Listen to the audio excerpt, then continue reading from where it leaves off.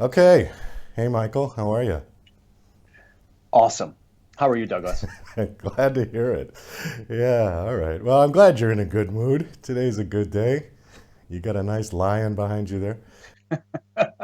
I do. Thank you. I'm still thankful for this. You know, how many people have stopped me and said that the lion looks like me? And you can confirm for me if this is Well, right or wrong, Douglas, but I see a family resemblance. Yeah, definitely. Is that who painted it? so a former client of mine, we did a barter exchange, me providing some coaching to her for her career, and in exchange, she gave me the 4 foot by 6 foot canvas you see behind me, and she entitled it Parallels. Her name is Sarah Altieri.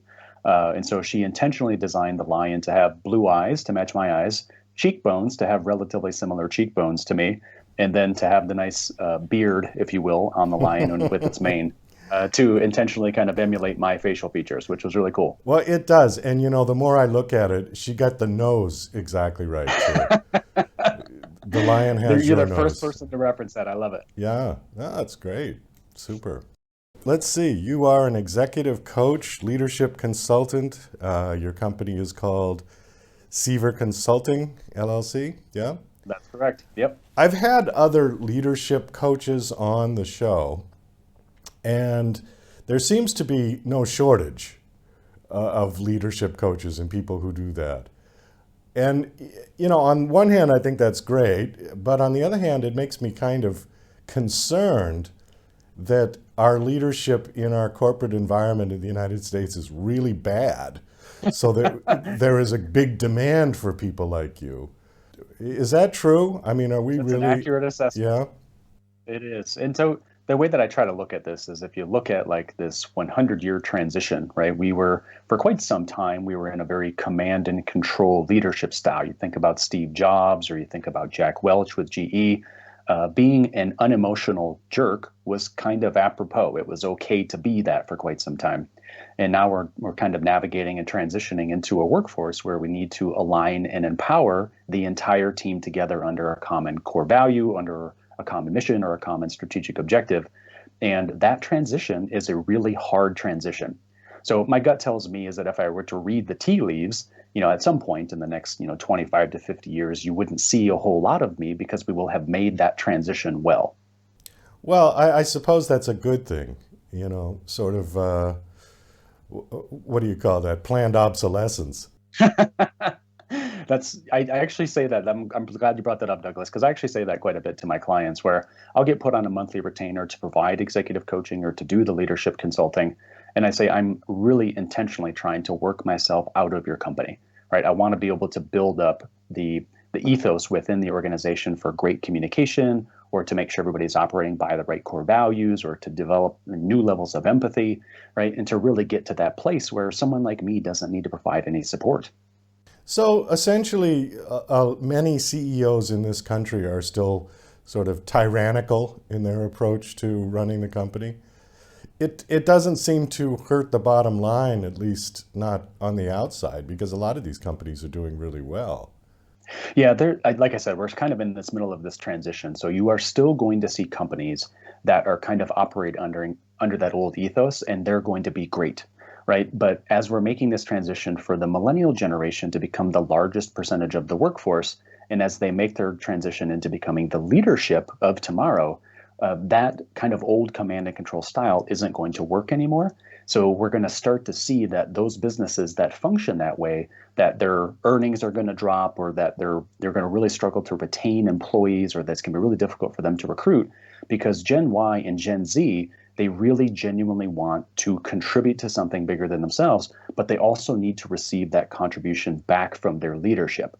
So again, it's a slow transition, but it's happening right now.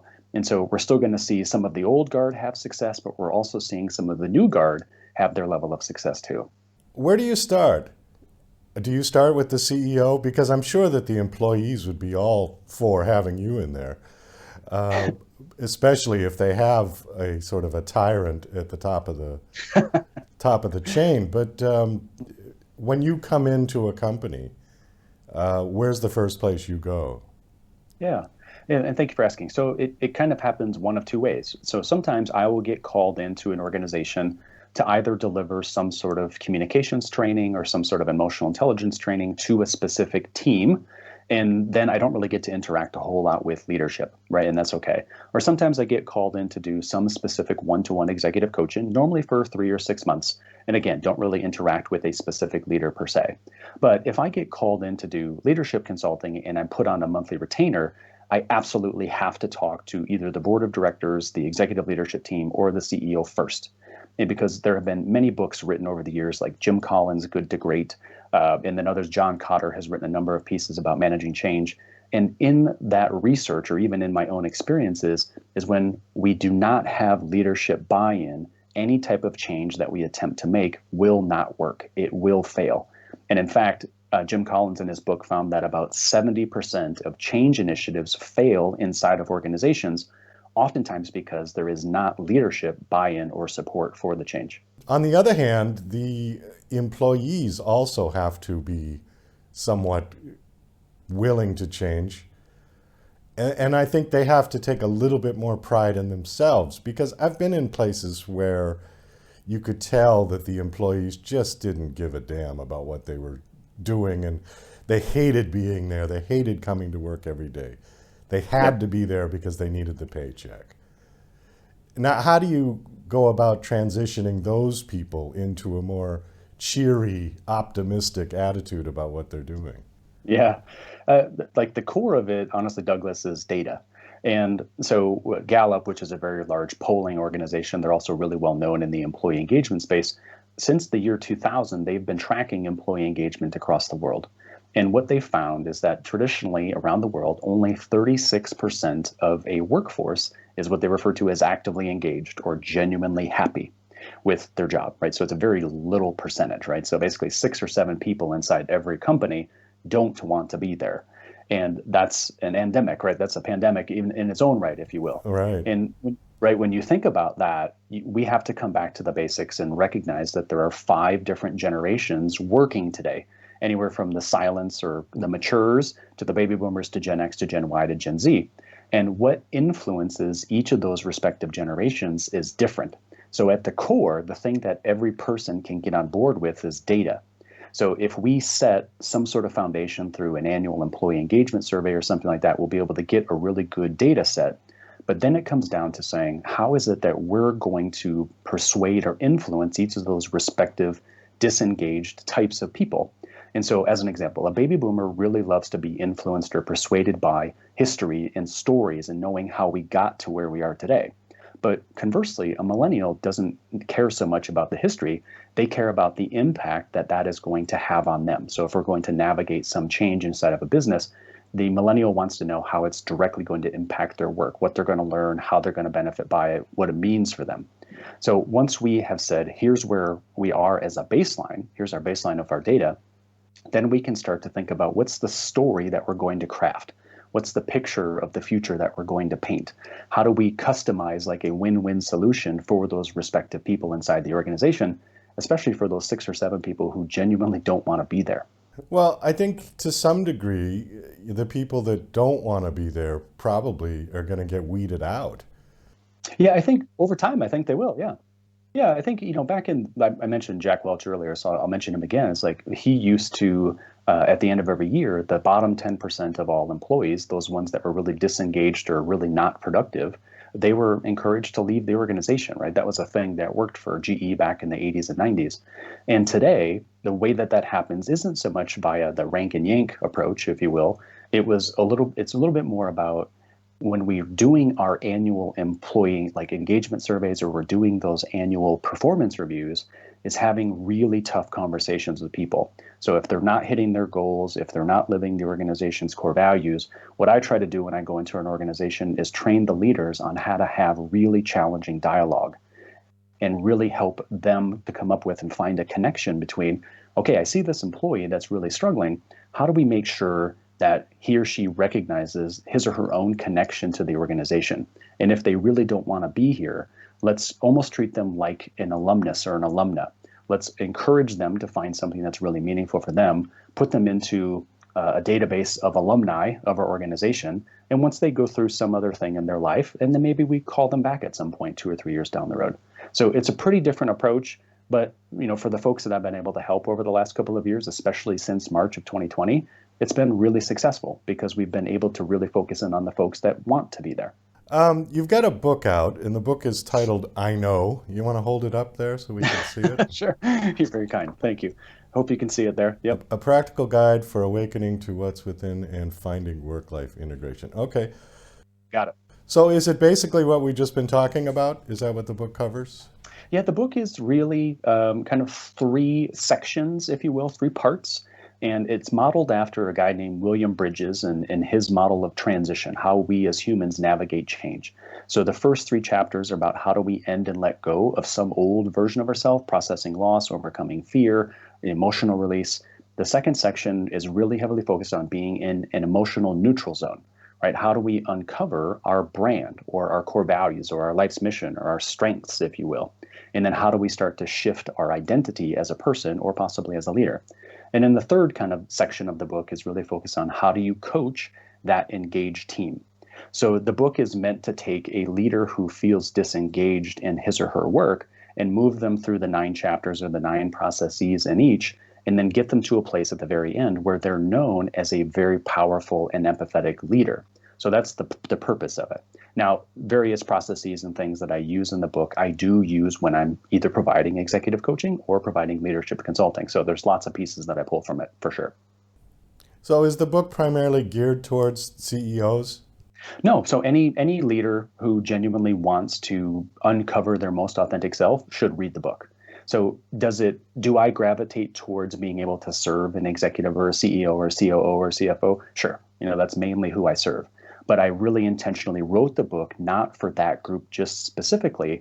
I really tried to write it for Gen X and Gen Y, for those people who are really starting to find themselves in their personal mission and saying, okay, as the world of work shifts and changes, how are you going to show up authentically and share more about yourself? Because we know that these younger generations really genuinely want it.